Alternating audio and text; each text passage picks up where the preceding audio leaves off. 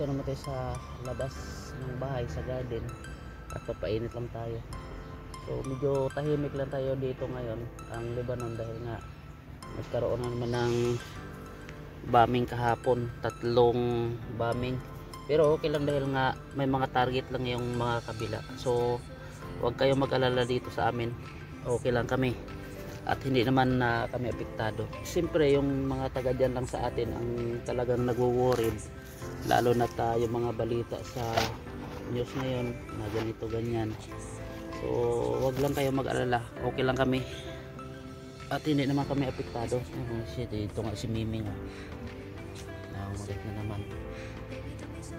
So dito lang tayo sa bundok, so tahimik. Dito naman tayo sa ilalim ng puno at nagpapalamig at nagkape.